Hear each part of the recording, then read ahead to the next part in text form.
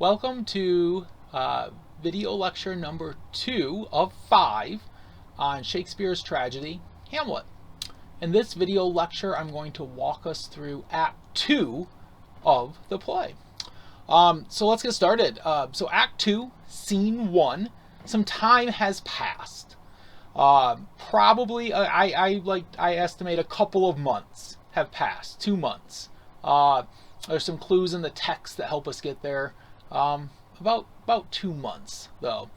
Remember, when we left off at the end of Act 1, Hamlet had just met his father's ghost, had learned that his uncle, who is now king, had murdered his father to become king, and at the end of Act 1, told the Marcellus and Horatio not to tell anyone what they knew, and he has since put on an antic disposition. He has pretended to be crazy. Well, he tries to figure out what to do next. It's important to recognize he's not actually crazy. He's not actually slipped into insanity. He is pretending to do so. And if you do that for 2 months, people start to wonder what's going on, especially if you're a prince. And in Act 2, we're going to see how the king responds to this, how the queen responds to it, how Ophelia and Polonius respond to it. So, all right, so before we get to that, though, we've got a short scene between Polonius and his man, Reynaldo.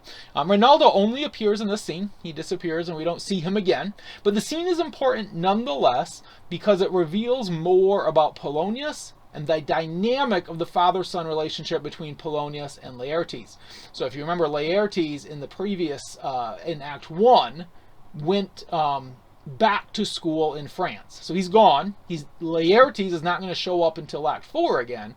But in this scene, we hear about him, and Polonius is going to send his man, Reynaldo, to France to spy on his son. Creepy stuff. Imagine as a college student that your father was going to send somebody to spy on you and see what you're up to. Doesn't sit too well. I think in the 21st century, especially Polonius, there's different ways to play Polonius, so you can go a different direction than this. But my reading of Polonius, usually he's not a very likable character throughout. And as we're going to see, he's kind of foolish. We'll get there. First, let's listen to the conversation between him and Reynaldo. So here's his instructions. This is how to spy on my son. You shall do marvelous wisely, good Reynaldo. This is Act 2, Scene 1, right at the beginning, line 3 or 4. Follow along with me while I read. If you've got a paper copy or a PDF copy, follow along. You can also just follow along with me on the screen, but read along as I read. You shall do marvelous wisely, good Reynaldo, before you visit him, to make inquire of his behavior. My lord, I did intend it. And then Polonius, here's his instructions. Look you, sir, inquire me first what Danskers are in Paris. Danskers is a word, Danish people. Who are the other Danish people? Remember, Hamlet is set in Denmark. The people there are Danish or Danskers. So who else? What other Danish people are in Paris? And how and who, what means, and where they keep. So he's sort of sending him on a general spying mission in some ways. Find out about all the Danish people there. What company, at what expense, and finding by this encompassment and drift of question that they do know my son, come you more nearer than your particular demands will touch it. So find out who the other Danish people are who are in Paris right now. Once you find that out, find out if they know my son, Laertes, and then we'll skip down just a little bit later in the scene. And we want to find out, and it's really kind of crafty or creepy. I mean, Polonius is sort of the head of the king's spy network, right? And so he sort of runs these spy missions throughout the play. We're going to see him plan one for Hamlet here soon. And his idea is to start off by saying, that you know some little secret about Laertes, about my son. Don't say that you're there spying, of course. Say that you know that he's gaming, my lord. Or this is Polonius, or drinking, fencing, swearing, quarreling, drabbing. Drabbing is having sex with prostitutes. So start off and spread a little rumor to see if they confirm it or not, right? All right, I'm not going to spend a lot of time with Reynaldo and Polonius. It's kind of an icky, I think, part of the relationship, but it does open up insights into Polonius. Polonius is not an evil character, but he is conniving, and he's not evil in the sense that Claudius is. He didn't kill his brother to become king. But I don't. All right, we'll come back to him, and yeah, we'll come back to Polonius here very soon. So moving down, this scene also sets up then for Ophelia to come back into the scene. We haven't gotten to see a lot of Ophelia yet. The only part we saw of her was Act 1, Scene 3, where Laertes, before he left for France, gave her that advice of don't be Hamlet's girlfriend. He'll never marry you because he's a prince. He doesn't get to decide who he marries. All right, Ophelia's back. It's been 2 months. She was told by both her brother and her father, and she said she'd obey at the end of Act 1, Scene 3. She'd obey. She has not seen Hamlet. She has put him off and said no because her father told her to. But we're going to find out here Hamlet has sort of pushed his way into her chamber or into some conversation with her. And here's the description of the conversation. Immediately afterwards, she rushes to her father to report what happened. So let's skip down just a little bit. And this is her telling Polonius, her father, what Hamlet said, what he did and what he said. First up here, I'm skipping over this part. She describes him. His doublet all unbraced, so that'd be like a button down in 21st century clothing. That'd be like being bare chested. You got a shirt on, but it's wide open, so you can either see his undershirt or his bare chest. Even not the way you talk to a lady of nobility. He's wearing no hat upon his head. He's got dirty socks on. Anyway, he doesn't look. He's acting like a madman. So as a result, this is the description we get. But here's the more important part where he took me by the wrist and held me hard. Then goes he to the length of all his arm, and with his other hand thus o'er his brow, he falls to such perusal of my face as he would draw it. So he sort of has grabbed her by the wrist and is holding her there. I don't know if he's holding her so well. He says held me hard. So he's got a hold of her there. I'm not quite sure it's not an act of violence, but it sort of is. But it's certainly an act of intimidation. He's crossed the line, I think. And he's just sort of staring into her face, looking at it, right? That's intimidating, especially for a man to do to a woman, for a boyfriend to do to a girlfriend. He's going a little bit too far in this. I would argue in convincing Ophelia that he's mad. The important part, though, is I think what's important is he's not letting her know about the secret at all. Horatio knows something, but he doesn't trust Ophelia, and Hamlet doesn't really trust anybody except Horatio. And I think that's part of what we're seeing here, right? He's trying to convince Ophelia that he also is mad, so that the whole court thinks he has slipped into this insanity. All right, long stayed he, so at last a little shaking of mine arm, and thrice his head was waving up and down. He raised a sigh so piteous and profound as it did seem to shatter all his bulk and end his being. That done, he lets me go, and with his head over his shoulder turned, he seemed to find his ways without his eyes. So I mean, he's acting weird, right? He's looking over his shoulder as he leaves, not looking where he's going. It's just sort of a weird way to behave. He seemed to find his way without his eyes, for out of doors he went without their helps, and to the last bended their light on me. And so he gives her sort of one last look. This is weird, right? But Ophelia, so it reveals to us how Hamlet's been behaving the last 2 months since he saw the ghost. It reveals to us that Ophelia has been true to her, what she told her father she'd do. And it's also true to her father in the sense she comes to him with this information, right? And we kind of already reveal that Polonius' thing is he kind of spies on people, including his own children. So he takes this information and he completely misreads it. Which maybe is what Hamlet intended. He misreads it and he says to himself, and he says to Ophelia, it's because he's in love with you. It's because you haven't talked to him in 2 months. That's why he's been driven into this madness, right? So Polonius misinterprets at this point, and he rushes to the king. So let's jump down just a little bit. Let's skip down to here. Come, go we to the king. This must be known, which being kept close might move more grief to hide than hate to utter love. Come, right? And up a little bit earlier at line 119, have you given him any hard words of late? No, my good lord. But as you did command, I did repel his letters and denied his access to me. That hath made him mad. So Polonius has been led astray. This is the whole play is a bit of a chess match, right? Hamlet's on one side, Polonius and the King Claudius are on the other side. Hamlet made a move to pretend to be crazy, to trick people. It seems to be working. Why he did it isn't completely clear to us yet at this point in the play. Not exactly. Still trying to figure out what's his end game. But yeah, he's tricked Polonius into thinking he's mad about the Ophelia situation, and maybe he's. We don't know exactly what his feelings are at being sort of ignored by Ophelia for 2 months, but that's not the core of what's wrong. The core of what's wrong is what the ghost told him. His uncle murdered his father and married his mother. All right, jumping to Act 2, Scene 2, we get a couple new characters, Rosencrantz and Guildenstern.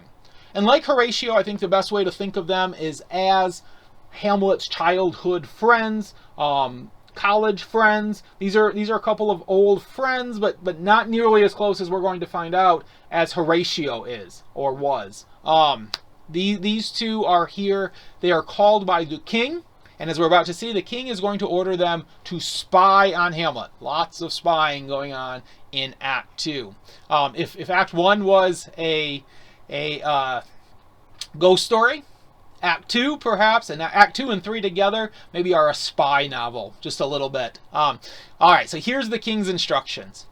I entreat you both, you Rosencrantz and Guildenstern, so put the scene in your head. We're probably back in the throne room, maybe, or maybe somewhere more private, because this isn't probably something the king wants everyone to know. So probably not the throne, or if in the throne room, not when there's lots of people around. Somewhere in the palace, the queen is present, the king is there. Here's the instructions to Rosencrantz and Guildenstern. I entreat you both, that being of so young days brought up with him, that's the clue that tells us they were childhood friends, and sith so neighbored to his youth and behavior, the word has changed since Shakespeare's time a little bit. Anyway, it's his youth and behavior or havior, that you vouchsafe your rest here in our court, stay here in court with us, some little time. So by your companies to draw him on to pleasures, and to gather so much as from occasion you may glean. So hang out with him, get to know him, rekindle that childhood friendship, and figure out what's going on inside his head. It's the same thing we're trying to do as an audience, trying to figure out what's going on inside Hamlet's head. We get the soliloquies to help us. The king doesn't. Rosencrantz and Guildenstern do not either. Whether aught to us unknown afflicts him thus, that opened lies within our remedy. So if there's something wrong, the king says, I want to help Hamlet and fix it. He had said in the first act that he wanted to be like a father to Hamlet, right? Queen says, good gentleman, he hath much talked of you, and sure I am to men there is not living to whom he more adheres. She's wrong. They're not his closest friends. Horatio is much closer to Hamlet. But anyway, Horatio would not have spied. I don't think Horatio would have spied on Hamlet either, as part of it, why Horatio certainly never gets called on to spy on Hamlet. If it will please you to show us so much gentry and goodwill as to expend your time with us a while, so, spend some time with us here at court. For the supply and profit of our hope, your visitation shall receive such thanks as fits a king's remembrance. That's a nice idea, right? I would like a king to remember me, give me a remembrance, and to give me gifts to receive. If I know who Claudius is, I don't know if Claudius is the kind of king that I want to give me remembrances. It also harkens back to the ghost's last words to Hamlet. Remember me. So it's I don't know, the word remembrance has a little bit more of a darker meaning after hearing Act 1 and hearing the ghost use remember me. But all right, let's move on. So we got Rosencrantz and Guildenstern. They're going to come back here in just a minute. But now Polonius bursts onto the scene, and he's got this news.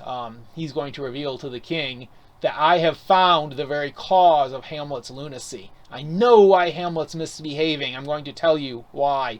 And the king wants to know. He says, he tells me, my dear Gertrude, he hath found the head and source of all your son's distemper.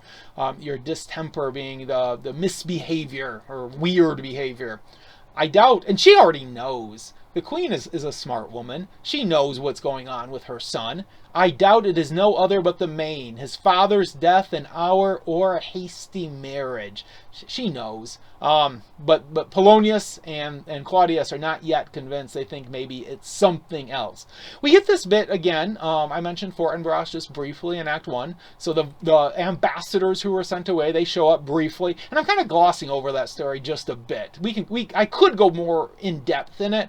But again, that's the international part of the story. And it's kind of a minor subplot. So I purposely gloss over it for a person who's reading Hamlet for just the first or second or even the third time, right? To really focus on the family stuff, the domestic part of the story. Anyway, though, they do come back. That's part of how we know it's been a couple months, because they traveled all the way to Norway and back, and they found out that guy Fortinbras, who was threatening before, is not going to be causing them any more trouble.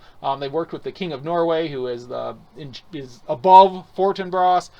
They've come up with an arrangement, but Fortinbras, we find out, is going to get to travel across Denmark with his army as part of the deal. But he's not going to do any harm. He's actually going to go to Poland for his military escapade that he's got planned. Let's just pause a moment. I brought up a map, so I'm just going to pull up here. This is a map of Europe at the time, just to give some context. So the story is set in Denmark. Maybe I should point out, Shakespeare's writing in England, which is here. So in England will be actually come into the story a little bit later, briefly.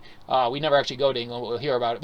But for our purposes, we are in Denmark, and Fortinbras and Norway are up here, and they're going to plan an invasion of Poland. So you can see why Fortinbras needs permission to go to Poland. And just for more context too, so here's Denmark. France is here. So this is where Laertes has left to, and he'll be back in Act 4, but he's gone to France to go back to college. And we find out at one point too, Horatio and Hamlet have been to school in Wittenberg. Elsinore is the name of the castle where they are in Denmark. Elsinore is the castle in Denmark. But they've been to Wittenberg, which is somewhere right around here in Germany, right? And that's where they've been had been going to university before. So, all right, back to the text. Just one moment. There we are. So Voldemort, anyway, so enough about the Fortinbras business. Let's jump back to Polonius. This business is well ended, and he's going to tell what he thinks is going on with Hamlet. He thinks he's inside Hamlet's head. He thinks he's made the right chess move. He has not. My liege, my king, and madam, my queen, to expostulate what majesty should be, what duty is, why day is day, night, night, and time is time, were nothing but to waste night, day, and time. Therefore, since brevity is the soul of wit, Polonius is... Okay, there's different ways to read Polonius. There's different things you can do with it. But it's hard to read this language seriously. Polonius is kind of foolish. Or at worst, he's just overly wordy and flowery in the way he talks. That's kind of disgusting. He says brevity is the soul of wit. He goes on and on. If you're reading Polonius's lines and you start to feel to yourself as like, I don't get it. Like, what's he even saying? It's because he has so many words and says so little. He hasn't said anything other than he hasn't said anything yet. He hasn't got to the point. And especially in the 21st century, when we hear someone do this, we definitely are like, get to the point, man. Get to the point. And tediousness the limbs and outward flourishes, I will be brief. No, he's not. That's the point. He's not brief. He just goes on and on. But finally here he gets to his point. Finally, your noble son is mad. Hamlet is mad. Mad call, and then he goes back into another tangent. Mad call I it, for to define true madness, what is it but to be nothing else but mad? But let that go. And the queen, Gertrude, wants to know what's going on with her son. You said you had some news. More matter with less art. And of course, madam, I swear, I use no art at all. That's all he does, is talk with flowery art, and art here in a negative connotation. I always think of art as a positive connotation. To use artfulness in your speech would be to speak well. But in this case, they mean it's too flowery. Too much art, not enough matter, right? And then he keeps going on, and we can see all this. He goes on, and he finally gets to a letter that Ophelia gave to Polonius. So this was a letter that Hamlet had originally written, given it as a love letter to Ophelia. Ophelia, as an obedient daughter, surrendered it to her father, and now here is Polonius. He reads the letter aloud. It's lovely. Doubt thou the stars are fire, doubt that the sun doth move, doubt truth to be a liar, but never doubt I love. So this is the love poem that Hamlet at one point in the past wrote to Ophelia. Scrolling down, so this convinces Claudius that, okay, this is it. This is why Hamlet's been acting so weird the last couple of months. The couple of months that the ambassadors had been gone, right? And so now they're going to try to figure it out, though. And this plot, they're going to try to set Hamlet up. And the setup is going to come in Act 3. So Acts 2 and 3 are very connected, as you'll see when we get to the Act 3 video lecture.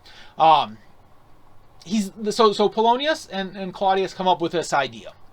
You know, sometimes Hamlet walks 4 hours together here in the lobby. So he does indeed.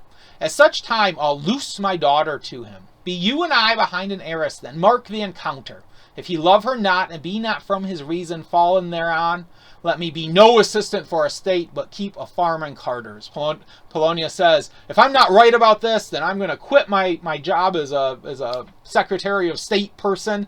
I'm going to stop being an assistant to the state, and I'm just going to become a farmer. I'm so sure that this is the problem, and he is so wrong. So the king agrees to it, and this will be in Act 3. We're going to see him at the beginning of Act 3. The two men are going to hide behind an arras, behind a curtain, and they're going to spy on Ophelia and Hamlet. And they've got, Ophelia is obedient. She's going to play along with this trick. She's going to be part of it. I don't know. I don't think she probably wants to, but she's going to do what her father tells her to in this case, right? All right. Scrolling on, so then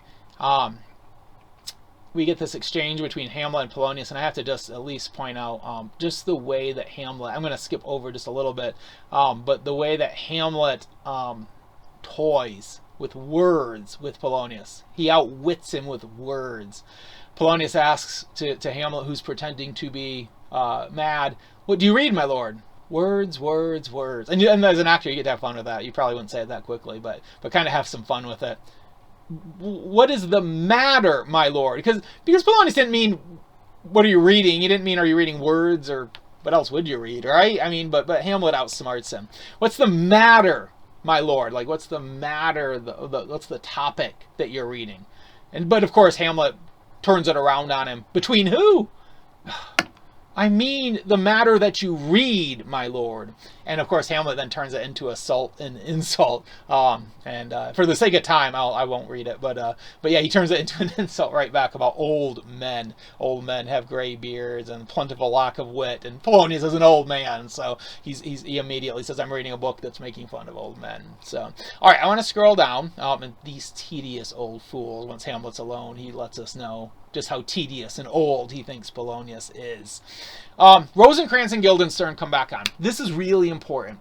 Hamlet, so remember, this is a chess game, right? And the king's move was to set Rosencrantz and Guildenstern to spy on Hamlet. He sees through them almost immediately. So they're just chatting, right? I'm going to point this is a dirty joke, so I'm going to point out one or two dirty jokes. There's a lot of them. I'm not going to go over all of them, but here's one. Guildenstern is introduced, hey Hamlet, happy to see you. And he says, I'm as happy in that we are not over happy. On Fortune's cap, we are not the very button. So imagine the goddess of fortune, right? On her hat, the goddess who gives good fortune. We are not the very button. We're not over happy. We're just happy enough. And Hamlet kind of takes that metaphor and plays with it. Nor the soles of her shoe. So I mean, if you want fortune, right, you'd want to be at the top of fortune, not underneath the soles of her shoes. And no, we're in between somewhere. And then Hamlet makes this sort of crude joke. Then you live about her waist, or in the middle of her favors. And Guildenstern then answers, faith, her privates we. To a lewd joke to the goddess of fortune, that they live in her private parts, in the middle of fortune. Not too much fortune, not enough fortune, but somewhere with some double entendre there, some sexual innuendo. All right, but Hamlet knows that he can't trust them. He sees right through the plot. So let me question you in particular, line 258. Act 2, Scene 2, line 258. What have you, my good friends, deserved at the hands of fortune? Remember where they sit in her private parts. That she sends you to prison hither. Hither means here. Sent you here to prison. Prison, my lord. Denmark's a prison. Then is the world one. And they go off on a little tangent about the idea that the world is a prison. Right, anyway, so we keep going with that. But Hamlet comes back to it. And he's like, why are you here?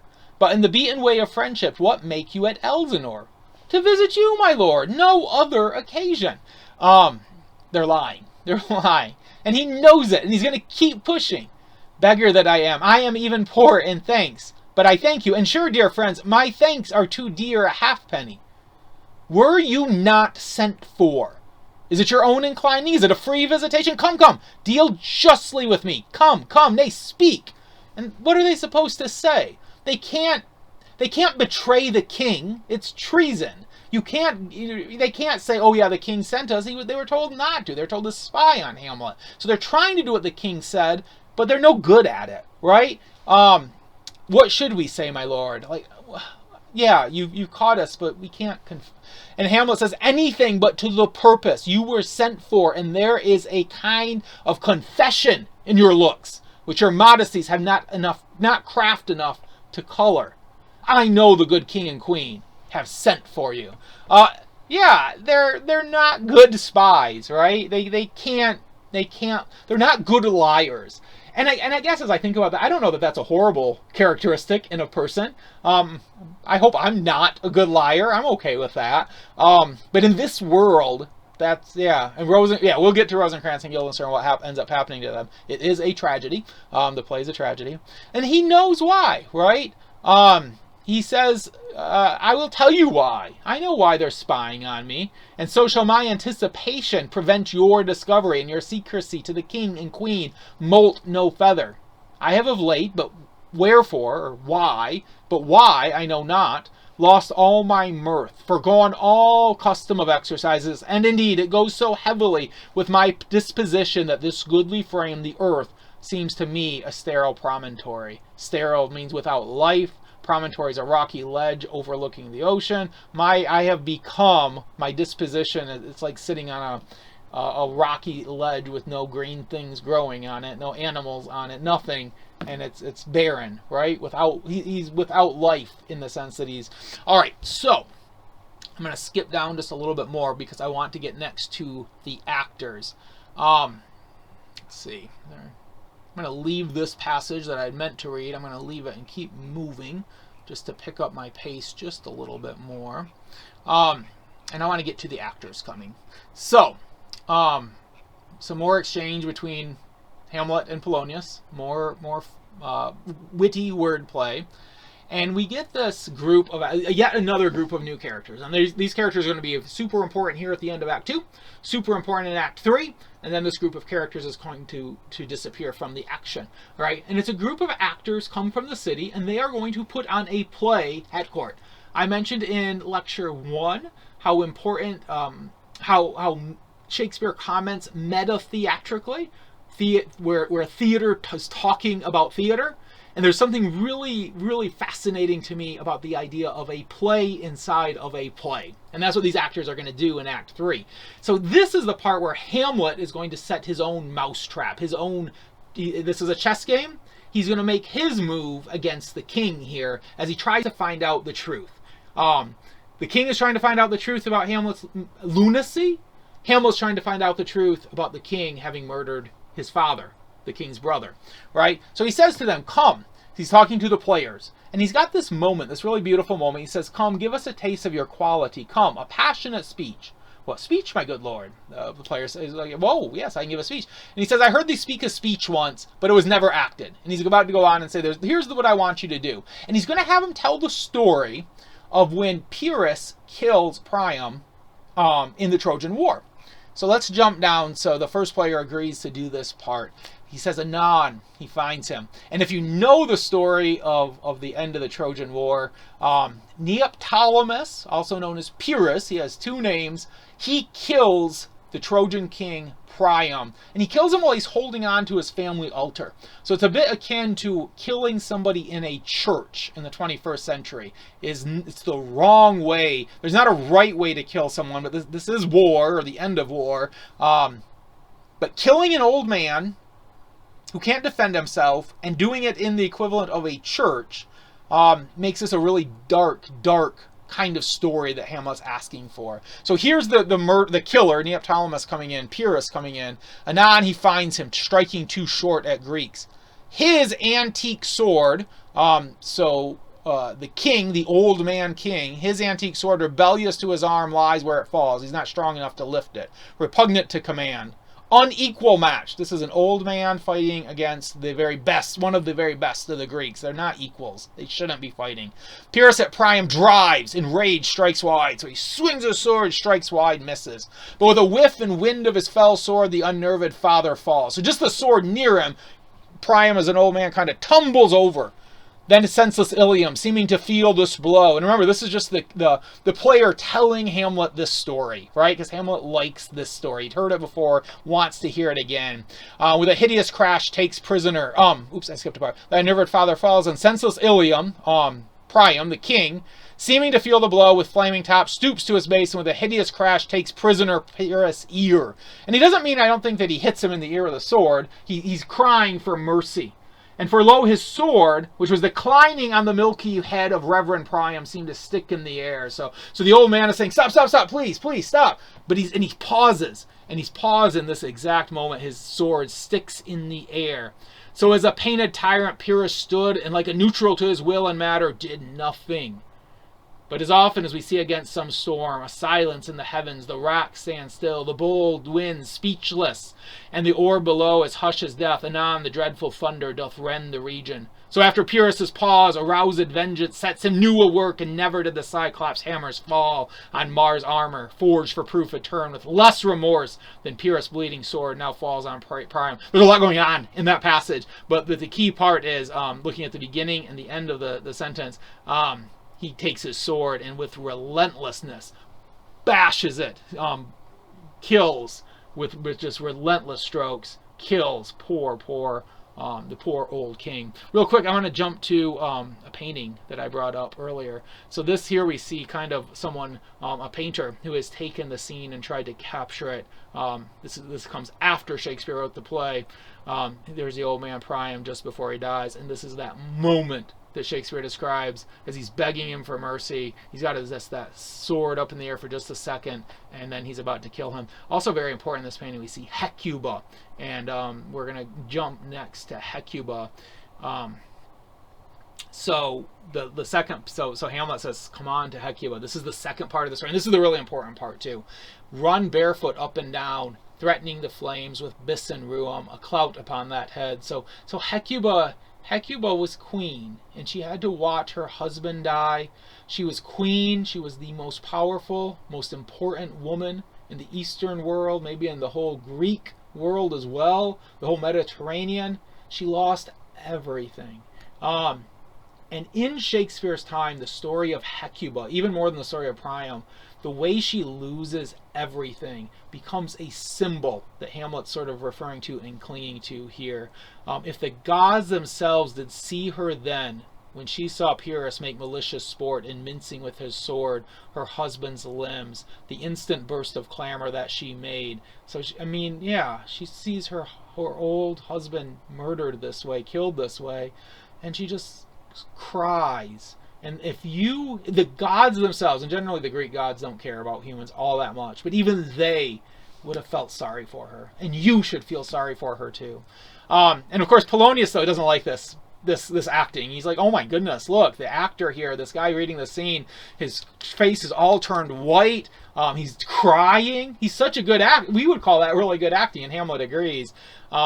And Hamlet says, all right, stop. That's enough, stop there. But he does say, I'll have to speak the rest of this out soon. So we'll do the rest of this play later. And then he says, can you play the murder of Gonzago? I, my lord, will have it tomorrow night. So he's going to, and this is setting up Act 3, which we'll get to in the next video lecture. Hamlet says, we'll have it tomorrow night, this play, The Murder of Gonzago. You could, for a need, study a speech or some dozen or 16 lines, which I would set down and insert in it. Could you not? Aye, my lord. So they're going to do the murder, this play called The Murder of Gonzago. It's not, it's not a real play. It's something that Shakespeare kind of made up. Hamlet knows this pretend play. They're going to do it, but there's going to be a little twist. And we don't know exactly what the twist is, but this is all part of the chess game, and it's going to be to trap the king, to trick the king. And here we see the scene close. Well,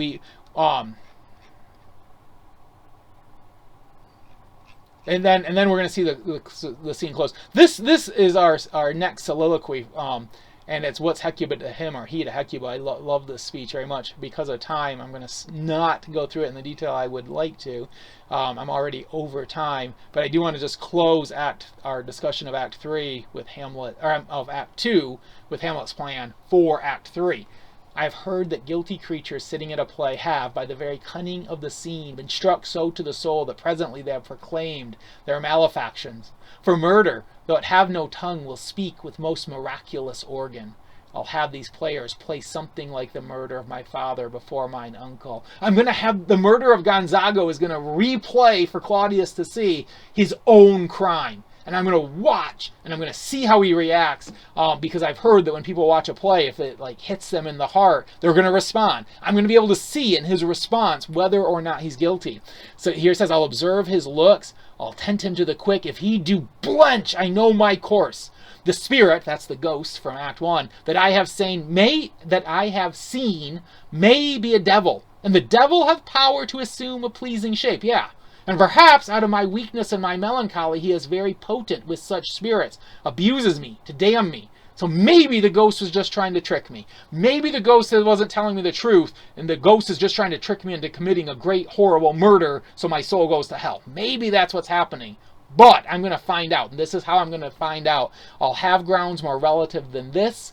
The play's the thing wherein I'll catch the conscience of the king. All right, and that's the stuff of Act 3, which is the next video lecture. Thanks, everybody.